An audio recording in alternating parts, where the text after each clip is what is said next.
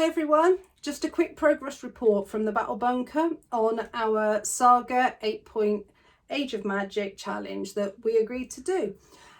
Last time we showed you one of their forces that I was concentrating on, which was the Undead Legions. As you saw in the last video, part of it is already done, and it's really just trying to make sure I get the rest of that force complete and matching in with what I'd done before. Always a bit of a challenge, but well worth the effort. So today I just want to show you where we are.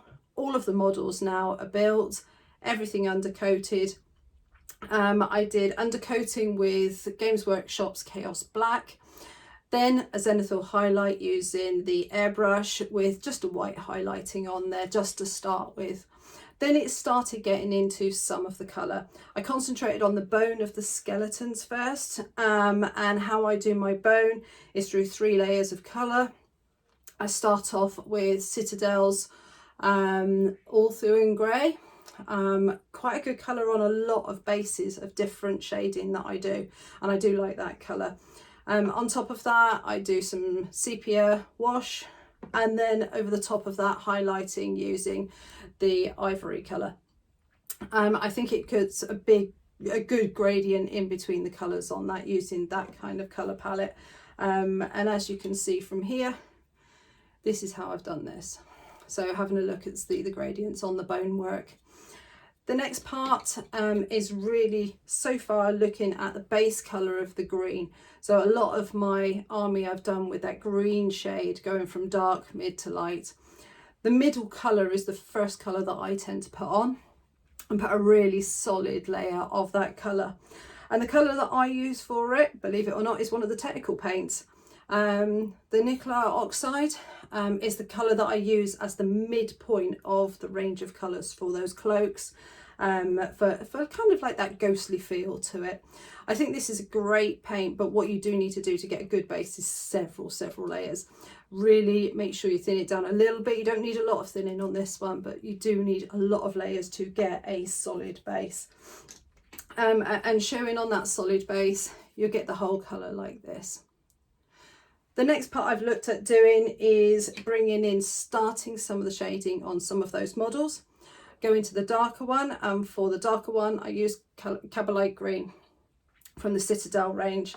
And this really starts to bring in some of that darker shading, so you can see on the top part of the model here, or probably even better on this one.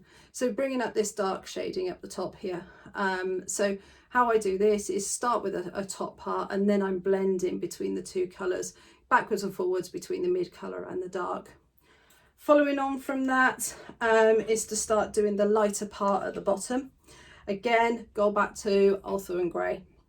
I do like that colour, and actually I don't want it to be a bright white on the bottom. I want some kind of dullness into it, and that's why I've used this colour. So this is what I've started doing at the bottoms of the models, starting to bring in that lighter part, as you can see down the bottom here.